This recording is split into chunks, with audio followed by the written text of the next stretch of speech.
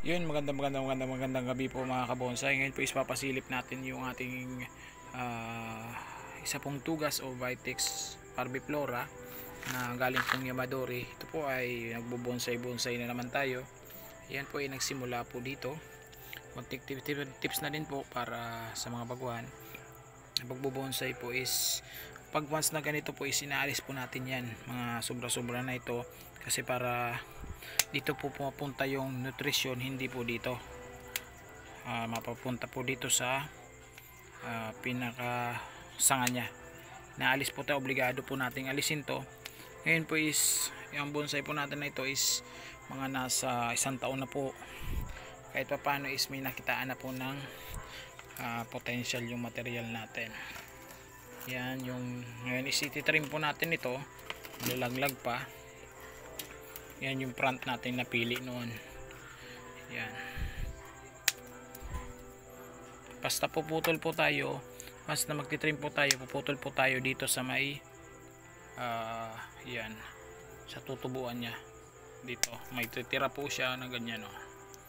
Dito may tinira po tayo.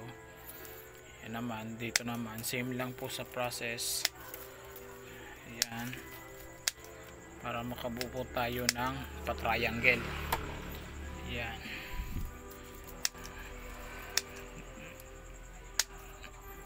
Nakabonsai.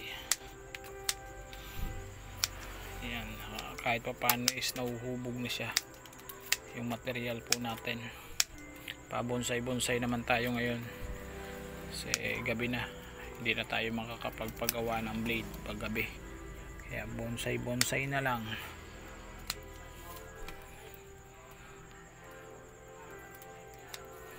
Yan po.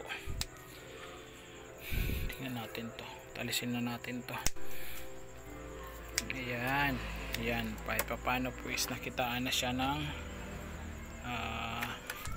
itsura. Bagong gupit. Pangit lang yung parting ito. Ito po ang kahinaan. Pag once na yung material natin dito is hindi nabibilad. Yan.